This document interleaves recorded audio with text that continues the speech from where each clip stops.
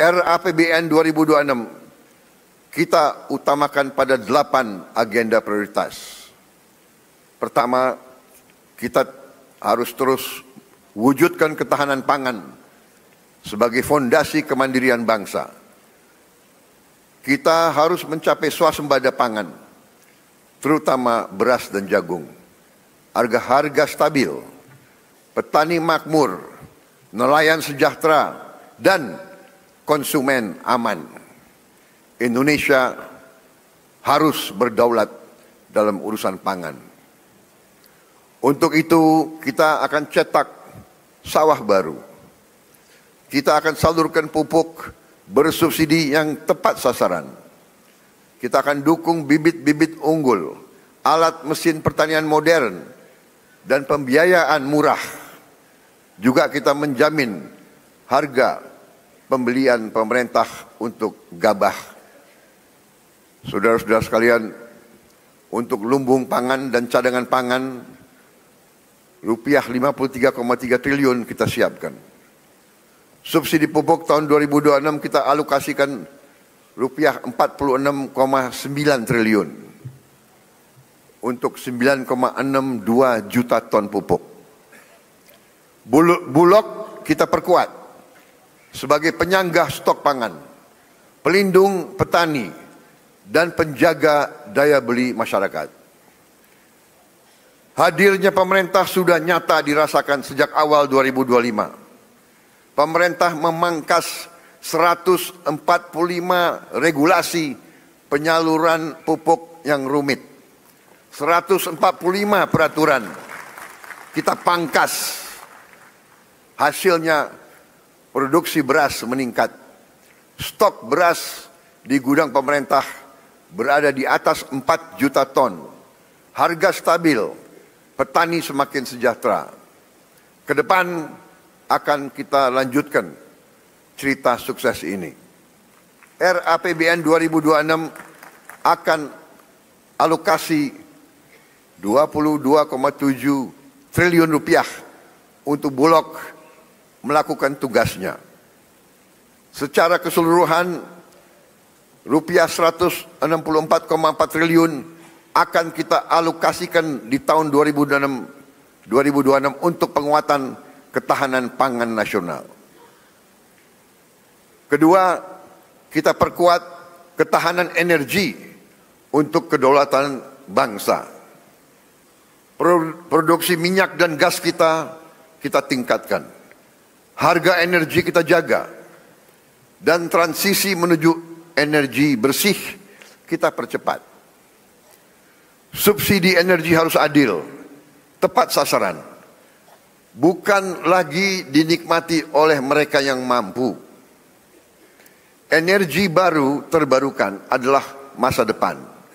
Kita harus genjot pembangunan pembangkit dari surya, dari hidro, dari panas bumi, dan dari bioenergi.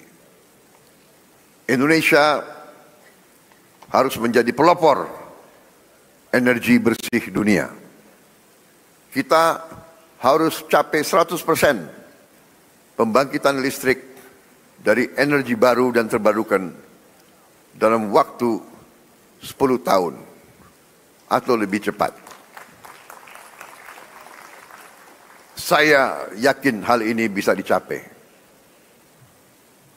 Dari target dunia 2060, kita bisa mencapainya jauh lebih cepat. Dan rakyat kita, dari kota hingga desa, harus menikmati energi yang terjangkau dan berkelanjutan. Berbagai dukungan APBN untuk penguatan ketahanan energi ditempuh melalui subsidi energi, insentif perpajakan, pengembangan EBT, serta penyediaan listrik desa. Secara keseluruhan di tahun 2006, dukungan fiskal pemerintah yaitu rupiah 402,4 triliun untuk ketahanan energi. Ketiga, kita bangun generasi unggul. Anak-anak kita melalui makan bergizi gratis. Generasi unggul lahir dari tubuh yang sehat, dengan gizi terpenuhi. Kita hilangkan stunting dalam waktu yang secepat-cepatnya. Program makan bergizi gratis telah dilaksanakan di seluruh provinsi dan terus dibangun agar menjangkau seluruh pelosok negeri.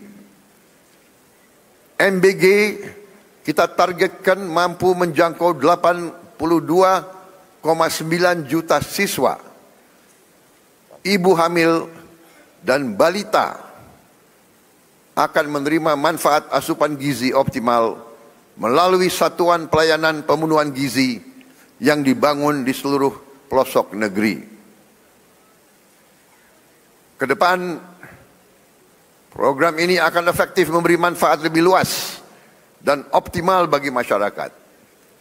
MBG meningkatkan kualitas gizi anak-anak kita, kualitas SDM masa depan Indonesia, dan juga memberdayakan UMKM dan ekonomi lokal yang akan tumbuh semakin kuat, menciptakan ratusan ribu lapangan kerja baru, dan memberdayakan jutaan petani, nelayan, peternak, dan pelaku-pelaku UMKM. Alokasi anggaran untuk MBG tahun 2026 kita alokasikan sebesar 335 triliun rupiah. Keempat, kita wujudkan pendidikan bermutu. Pendidikan adalah senjata paling ampuh untuk mencetak SDM unggul yang berdaya saing global. Pendidikan adalah instrumen untuk memberantas kemiskinan. Pemerintah berkomitmen memenuhi anggaran pendidikan 20%, yaitu sekitar 757,8 triliun untuk tahun 2026. Terbesar sepanjang sejarah NKRI. Tapi kita harus waspada. Anggaran pendidikan harus tepat sasaran. Kita tingkatkan kualitas guru, perkuat pendidikan vokasi, selaraskan kurikulum dengan kebutuhan dunia kerja.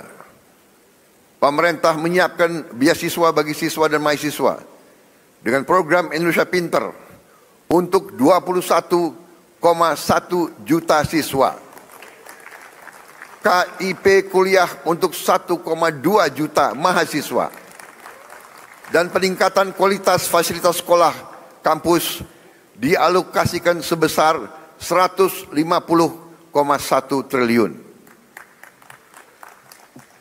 Untuk gaji guru, penguatan kompetensi dan kesejahteraan guru, serta dosen dialokasikan sebesar rupiah 178,7 triliun.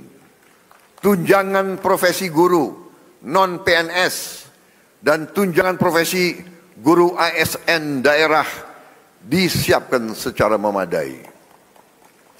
Sekolah rakyat dan sekolah unggul Garuda dan sekolah unggul Garuda Transformasi kita perkuat sebagai jembatan pembangkit harapan bagi anak-anak miskin untuk meraih pendidikan terbaik. Kita dorong LPDP untuk menyediakan beasiswa lebih masif lagi di berbagai universitas terbaik dunia. Tahun 2026 LPDP ditargetkan dapat memberi beasiswa sebanyak 4.000 mahasiswa. Semua untuk mewujudkan generasi cerdas, inovatif, produktif yang siap bersaing di panggung global. Kita harus mengejar ketertinggalan kita di bidang sains, teknologi, engineering, dan mathematics. Kelima, kita hadirkan kesehatan berkualitas yang adil dan merata. Pelayanan kesehatan adalah hak setiap warga negara. Anggaran kesehatan kita pusatkan memperkuat efektivitas dan memperluas akses layanan asuransi kesehatan dengan program jaminan kesehatan nasional. Anggaran kesehatan kita utamakan untuk meringankan beban masyarakat, merevitalisasi rumah sakit, mempercepat penurunan stunting, memberi bantuan gizi untuk balita dan ibu hamil, mengendalikan penyakit menular, menurunkan TBC, tuberculosis, melaksanakan cek kesehatan gratis. Dengan demikian kita dapat mencegah penyakit menjadi lebih berat, menghemat uang yang sangat besar dari rakyat, dari pemerintah. Kita tingkatkan semua fasilitas kesehatan. Masyarakat miskin dan rentan dijamin memperoleh layanan kesehatan yang berkualitas. Setiap tahun pemerintah menanggung sepenuhnya biaya asuransi kesehatan bagi 96,8 juta jiwa masyarakat miskin dan rentan. Secara keseluruhan, anggaran kesehatan tahun 2026 dialokasikan 244 triliun.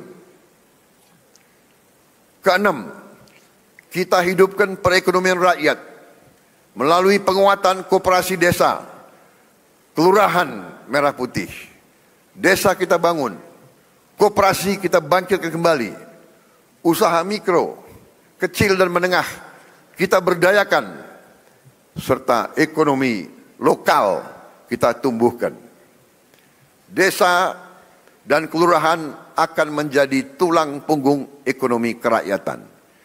Kita akan percepat pembangunan desa mandiri, koperasi dan UMKM dengan berlandaskan semangat gotong royong. Tradisi kita, budaya kita harus kita gunakan dalam pelaksanaan ekonomi kerakyatan. 80.000 koperasi desa kelurahan merah putih telah terbentuk dan siap bekerja mempermudah masyarakat desa mengakses sembako, logistik, pupuk, hingga layanan keuangan. Tidak boleh ada rakyat kita lagi yang pinjam uang dari rentenir dengan bunga yang tidak masuk akal. Lintah darah akan kita hilangkan dari bumi Indonesia. Pemerintah telah menyiapkan pendanaan murah melalui Bank Himbara agar koperasi desa kelurahan merah putih dapat memperoleh akses pembiayaan dengan bunga yang rendah. Ini adalah pendekatan baru yang akan menghidupkan ekonomi lokal di pedesaan, memotong rantai distribusi logistik yang rumit, menciptakan lapangan kerja baru, dan menghapus kemiskinan, sekaligus memperkuat ketahanan pangan di desa. Perekonomian daerah akan berdenyut kencang dan kemandirian daerah akan semakin memperkokoh persatuan dan kemandirian bangsa. Ketujuh, kita akan perkuat pertahanan rakyat semesta untuk menjaga kedaulatan bangsa kita. Dunia global penuh ketidakpastian. Ancaman muncul tiba-tiba. Indonesia masih penuh dengan masalah menjaga keutuhan wilayah, menjaga kekayaan kita. Pertahanan yang kuat adalah fondasi kedaulatan. Bangsa Indonesia tidak menghendaki perang. Bangsa Indonesia memandang perang adalah jalan terakhir. Kita ingin damai, tapi kita lebih cinta kemerdekaan kita.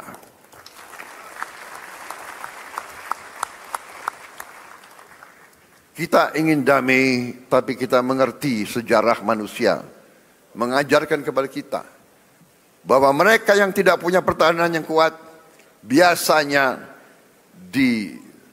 lindas oleh bangsa-bangsa yang lebih kuat. Biasanya kekayaannya diambil, dirampok, dan itulah yang terjadi ratusan tahun kepada bumi Nusantara kita ini. Kita tidak mau lagi menjadi sapi perahan bangsa-bangsa lain. Saudara-saudara sekalian, riset dari Universitas Oxford menceritakan kepada kita bahwa mereka, Belanda yang memegang dan menduduki Indonesia, selama mereka duduki Indonesia, Nusantara, GDP per kapita mereka tertinggi di dunia. Artinya, siapa yang kuasai kekayaan Indonesia, GDP per kapitanya akan sangat tinggi, akan menjadi salah satu dari 3 atau 4 di dunia. Dan itu yang kita tuju.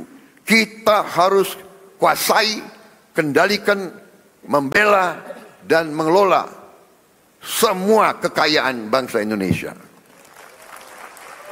Untuk itu, kita harus modernisasi alat utama sistem pertahanan.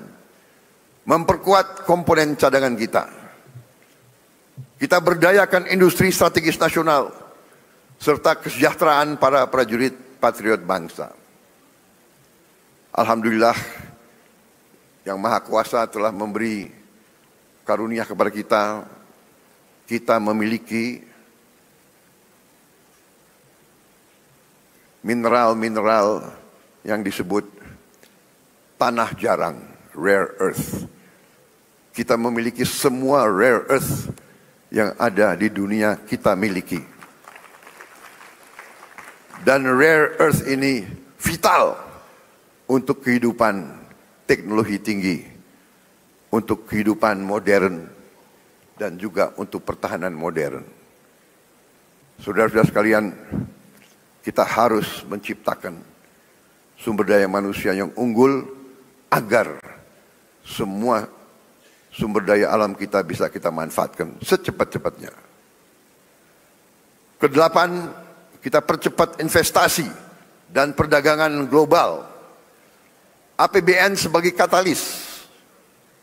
Peran dan antara Indonesia dan swasta harus semakin diperkuat sebagai motor penggerak ekonomi.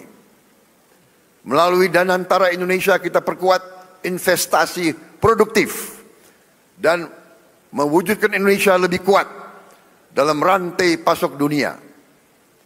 Profesionalisme, kompetensi, dan integritas akan menjadi pijakan, didukung tata kelola, transparan, dan akuntabel.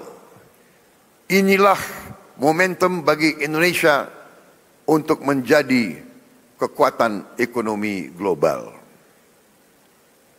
Berbagai proyek hilirisasi dengan nilai investasi sekitar 38 miliar dolar akan kita percepat.